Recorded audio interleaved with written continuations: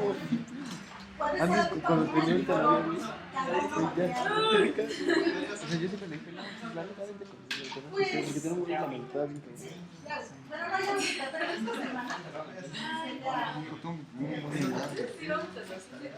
¿Y qué hacer?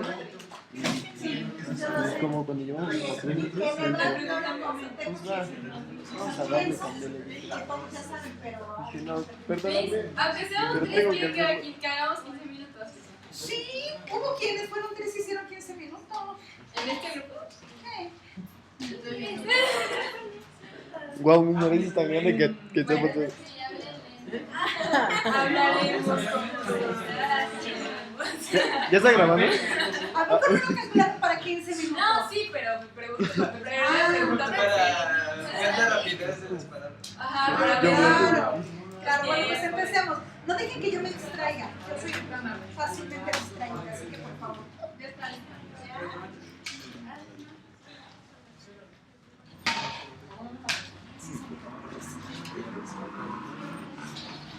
¿Quiere que le ayude con el tiempo más? Por favor, César. César les va a ayudar con el tiempo. No, aplicado, atento. Muchas gracias. Naco. Algo Ibli, pero les voy a explicar porque algunos de ustedes no saben. Cuando quieran, Entonces, 1, 2, 3. Buenos días, compañeros. Nosotros vamos a hablar de un tema de suma importancia para nuestro país y para nuestra sociedad, que es la violencia intrafamiliar. La familia es la principal institución social que conocemos, pero cuando se ve afectada por la violencia, ¿qué pasa con ella? Se rompe. La violencia intrafamiliar es un acto inadmisible en nuestra sociedad y se lleva a cabo dentro del círculo más cercano que es la familia. Principalmente el jefe o la jefa de familia son los que llevan a cabo este acto con los miembros más vulnerables de esta. Y pueden llegar a sufrir maltrato físico, psicológico e incluso violaciones sexuales. A continuación, nuestros compañeros Carlos y Maciel nos van a hablar más detalladamente sobre este tema y los subtemas y lo que implica esto. Carlos, ¿nos puedes hablar más detalladamente sobre qué es la violencia intrafamiliar? Claro. Bueno, la violencia intrafamiliar, obviamente, como dice el nombre, es la violencia que se presenta dentro de las familias y también se le conoce como violencia en el hogar. Es una agresión que se ha presentado desde el principio de los tiempos y de las sociedades, y por lo mismo es algo que la sociedad se ha acostumbrado a esto. Por eso es que ya no causa tanta sorpresa entre nosotros mismos. El mayor afectados a las víctimas son en su mayoría mujeres, adultos mayores o personas con discapacidad. Y bueno, se presenta esto por su condición física y por su vulnerabilidad y su dependencia económica también.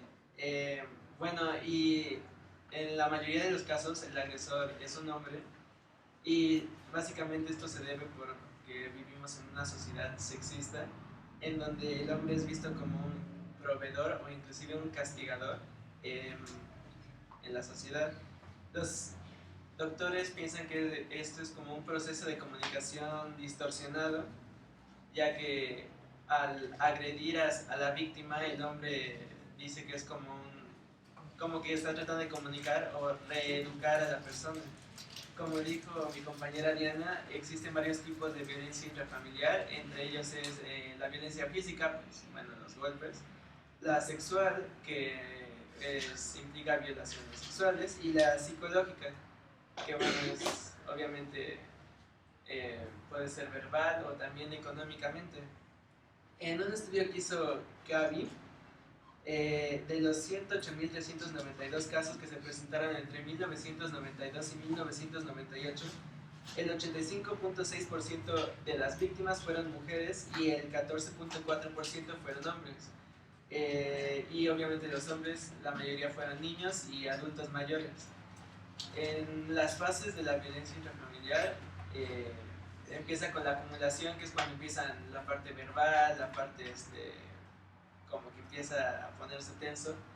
Después es la explosión, que es cuando empieza a haber como violencia física y al final es el arrepentimiento o ternura, que es cuando el agresor se arrepiente de algún modo y empieza a tratar como más bonito, con más ternura a la pareja. Y bueno, en la mente del agresor lo que pasa es que se siente como un dueño de la víctima y se dice como que no se puede contradecir, y lo mismo que decía antes, que vivimos como en una sociedad sexista en donde para llegar a ser hombre se debe como imponer a su víctima. Es algo como machista, por decirlo así. Y muchas veces lo que hace el agresor es minimizar sus acciones y trata de hacer como un monólogo en donde se pueda simpatizar con él. Mientras tanto, la víctima lo que hace es confunde un tipo de...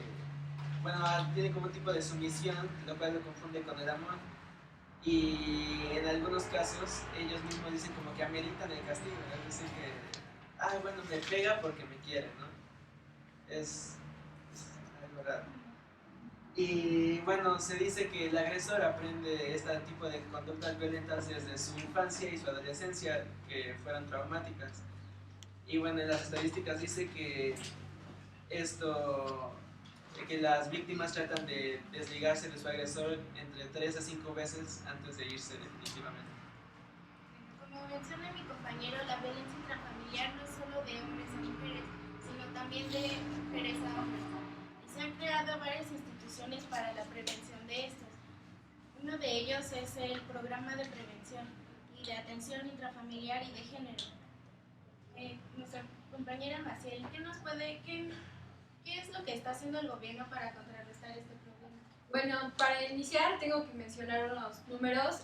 Actualmente en México el 30.4% de las familias mexicanas sufren de algún tipo de violencia. Para contrarrestar este tipo de situaciones, el gobierno ha empezado a crear reformas en sus leyes, ya que en un principio, en 1996, se creó la Ley de Asistencia y Prevención de la Violencia Intrafamiliar. Sin embargo, esto no fue suficiente porque no tenían las herramientas fiscales ni judiciales para castigar a los agresores.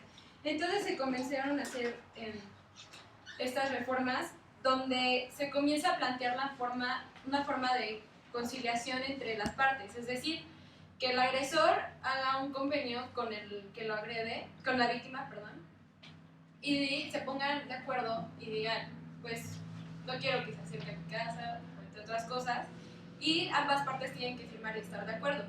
Sin embargo, lo que el gobierno no se puso a pensar es que evidentemente la víctima ya sufre de una forma de agresión y de violencia, y de que esta persona se siente superior, de esa superioridad de la parte del agresor, y entonces por consiguiente no se cumple este convenio y lo rompen. Y en ese tiempo no existía una ley que exigiera que se cumpliera este acuerdo. Entonces las personas rompían el acuerdo y en lugar de esto ayudar a las víctimas, las pasaba a perjudicar, ¿no? Porque fuera de arreglar la violencia, la incrementaban y hasta llegaban a ser casos de muerte. Sin embargo, el gobierno comienza a darse cuenta de esto y crea el CAVI, como ya mencionó mi compañera Diana. Este es el Centro de Apoyo a la Violencia Intrafamiliar. ¿Qué es esto? En el DF actualmente tú puedes ir y denunciar, y ellos tienen la obligación de ayudarte tanto psicológicamente como medicinalmente. Es decir, si tú llegas a cualquier institución, ya sea privada o pública, te tienen que atender. Como dato, según estudios que se han realizado por el periódico de la Organización Editorial Mexicana, menciona que los municipios de Cuautla, Cuernavaca, Jilotepec y Temixco son los lugares con mayor violencia intrafamiliar en México. Y no solo en esos lugares, no solo la violencia es... existen más casos de violencia de mujeres a hombres que de hombres a mujeres. Y bueno, esto es en México, pero compañero Carlos, ¿cómo ha afectado esto a Latinoamérica? Pues en un estudio que se hizo en 16 comunidades de 10 países de Centroamérica y los países andinos, lo que sucede en Latinoamérica es que existe un tipo de violencia intrafamiliar que es la económica, que es dependencia económica. Entonces lo que hace aquí el agresor es como tratar de condicionar o atar a la víctima por medio del dinero. Y como en Latinoamérica en muchas regiones existen situaciones de pobreza extrema, sí, los agresores atacan a la víctima de esta manera. En Latinoamérica entre un cuarto y la mitad de las mujeres ha sufrido violencia intrafamiliar y es una causa significativa de discapacidad o muerte entre las mujeres. Y para las mujeres entre 15 a 44 años en Latinoamérica, la violencia intrafamiliar representa un año de vida por cada 5. Y algo que no tiene la sociedad latinoamericana es que solo se denuncia entre 15 y 20% de los casos de violencia intrafamiliar. Y de acuerdo con un artículo publicado por el periódico Proceso, los datos de la Comisión Nacional de Derechos Humanos en México, 8.1 millones de mujeres indígenas viven en condiciones de violencia intrafamiliar, de abusos y agresiones físicas y morales. Bueno, a mí me gustaría agregar que esto sucede debido a que esto se ha ido creando como cultura, por lo tanto, la mejor manera que se debe atacar esto, para concluir, me parece que sería en la educación. Se necesita comenzar a implementar programas de educación para que las personas comiencen a tener ese como cultura, exactamente, de dignidad hacia las demás personas.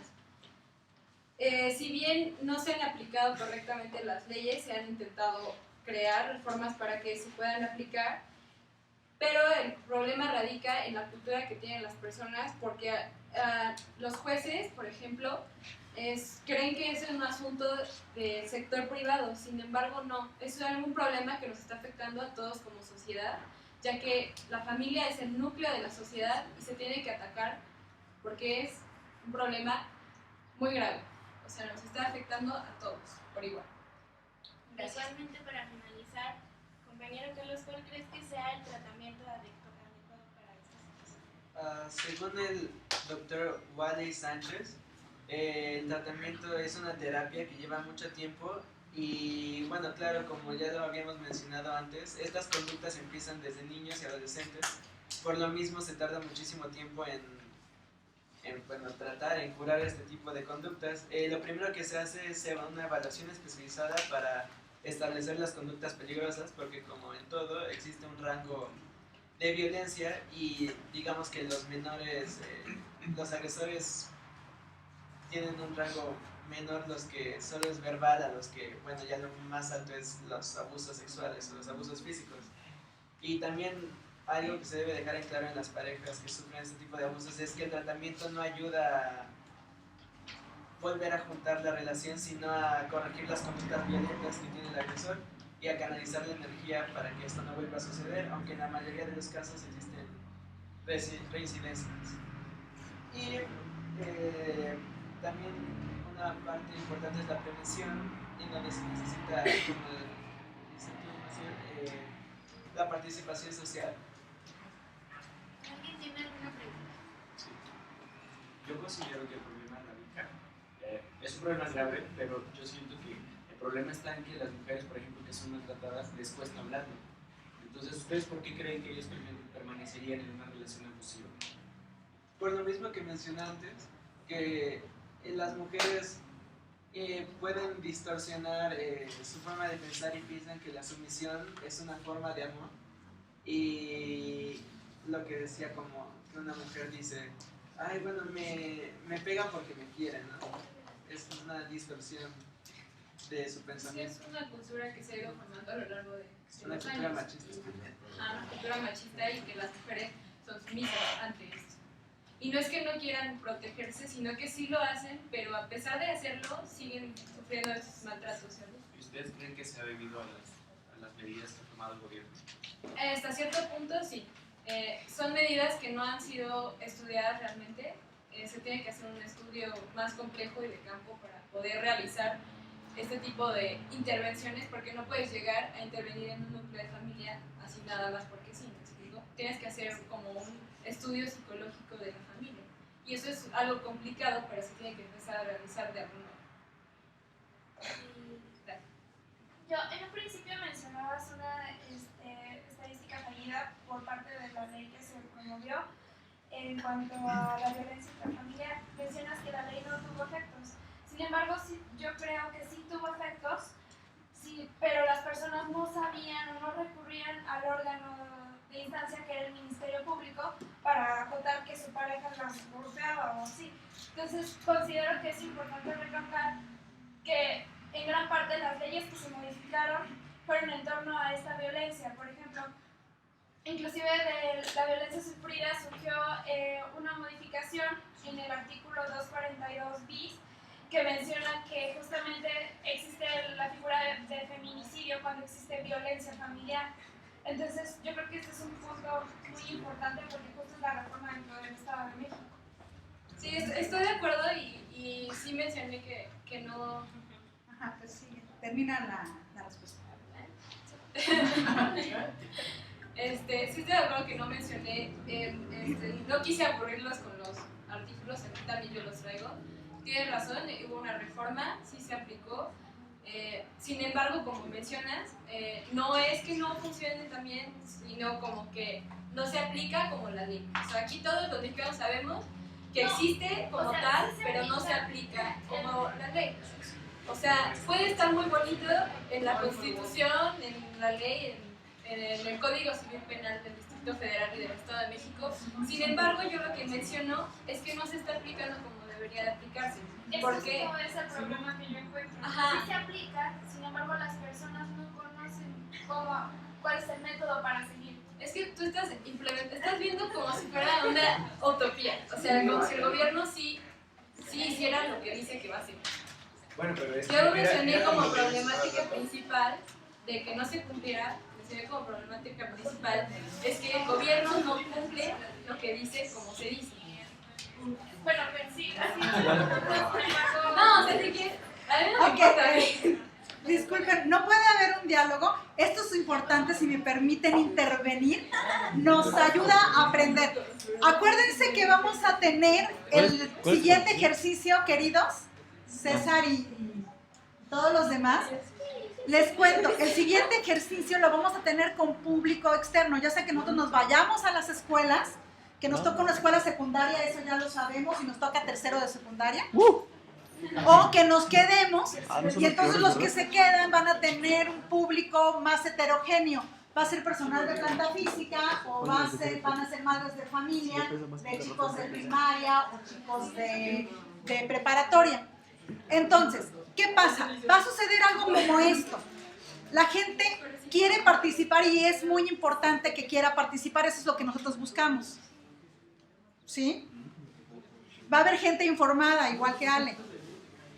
¿Cómo no entablar? El ejercicio sería cómo no entablar el diálogo, sino que sirva, insisto, para aprovechar tanto al equipo, la información del equipo, pero también informar a todo el público. No entablar el diálogo porque entonces estás nulificando al resto de los asistentes.